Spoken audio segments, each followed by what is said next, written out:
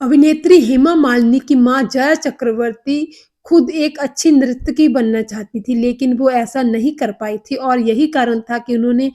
अपनी बेटी हेमा मालिनी को सफल नर्तकी और अभिनेत्री बनाने के लिए पूरा जो था अपना जी तोड़कर जोर लगा दिया था और वो इस काम अपने कोशिश में कामयाब भी हो गई थी। और यही कारण था कि महज़ 14 साल की उम्र में ही हेमा मालिनी के घर के आगे जो थे बहुत बड़े-बड़े प्रोड्यूसर और डायरेक्टर्स की लाइन लग गई थी। और इसी कारण हेमा मालिनी अपनी 10वीं की कक्षा और अब 10वीं की परीक्षा भी नहीं दे पाई थी क्योंकि उनके घर के आगे तो बड़े-बड़े प्रोड्यूसर और डायरेक्टर्स की जो थी लाइन लगी रहती थी और उनको भी अपनी जो डिमांड थी एक्टिंग में वो उनको सीरियसली लिया उन्होंने और यही कारण था कि निर्माता निर्देशक श्रीधर ने जब हेमा मालिनी को फोटो सेशन करने के लिए कहा तो उन्होंने हेमा मालिनी को साड़ी पहनने की एडवाइस दी क्योंकि हेमा मालिनी उस टाइम पे काफ़ी कम उम्र की लग रही थी और महज़ 14 साल की बच्ची थी और इस तरह निर्माता निर्देशक चाहते थे कि हेमा मालिनी काफ़ी यंग लगें, तो इसीलिए उनको साड़ी पहनाई गई ताकि वो थोड़ी-सी उम्र में ज़्यादा लगें। तो इस तरह हेमा मालिनी ने 1968 में राज कपूर के साथ फ़िल्म सपनों का सौदागर से अपने एक्टिंग करियर की बॉलीवुड में शुरुआत की थी और ये फ़िल्म उनकी पहली फ़िल्म थी। इसके बाद भी उनको बहुत सारी फ़िल्में मिलने लगी, लेकिन 1970 में देवानंद के साथ उनकी फ़िल्म जॉनी मेरा नाम से उनको सीरीज़ लेना शुरू कर दिया। और हेमा मालिनी ने धर्मेंद्र के साथ भी अपने करियर के शुरुआत में ही बहुत सारी फ़िल्में करनी स्टार्ट कर दी थी। 1969 में उनकी धर्मेंद्र के साथ फ़िल्म आई थी तुम हसीं मैं जवां और 1969 में ही उनकी धर्मेंद्र के साथ शराफ़त फ़िल्म आई थी। एक नया ज़माना फ़िल्म थी, वो भी उनकी धर्मेंद्र के साथ आई थी। हालाँकि ये फ़िल्में जो थी बॉक्स ऑफिस पर ज़्यादा सक्सेसफुल नहीं हो पाई थी, लेकिन धर्मेंद्र और हेमा मालिनी की जोड़ी को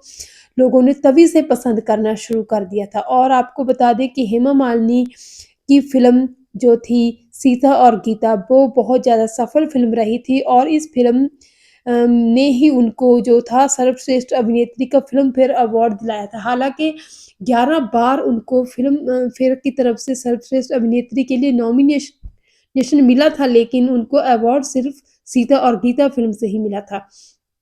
धर्मेंद्र के अलावा भी हेमा मालिनी ने जितेंद्र, राजेश खन्ना, संजीव कुमार और अमिताभ बच्चन जैसे बड़े दिग्गज कलाकारों के साथ काम किया और उनकी जोड़ी को भी लोगों ने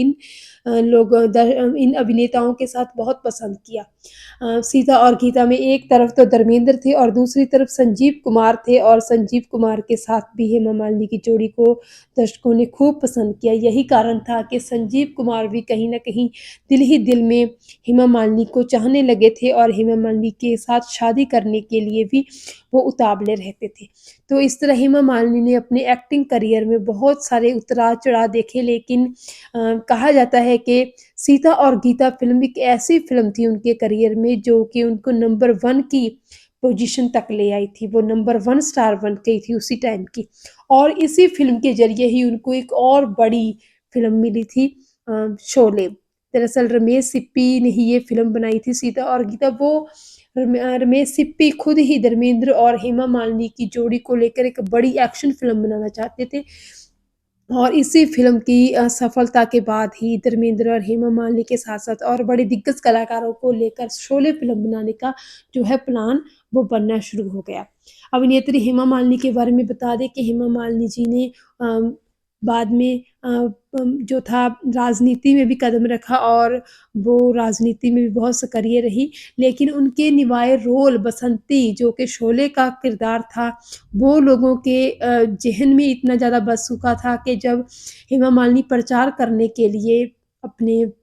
जो थे अपने एरिया में जाती थी, वहाँ पर भी लोग ऑडियंस उनको चाहने वाले, उनको सुनने वाले सबसे पहले उनसे शोले की बसंती वाला वो डायलॉग ही सुनना पसंद करते थे और ये इतनी ज़्यादा लोकप्रियता हो गई थी हेमा मालिनी जी की। तो इस तरह हेमा मालिनी जो है भारतीय दर्शकों की आज भी पहली पसंद है। आज भी अगर भारत की सबसे सर्वश्रेष्ठ अभिनेत्रियों का नाम लिया जाता है, तो सबसे पहले अगर बात की जाती है माधुरी दीक्षित की, श्रीदेवी की, देखा कि और उनके साथ हेमा मालिनी का नाम ज़रूर ही लिया जाता है। तो इतनी ज़्यादा लोकप्रियता है अभिनेत्री हेमा मालिनी जी की। हम भी हेमा मालिनी जी को उनके आने वाले फ्यूचर के लिए शुभकामनाएँ देते हैं।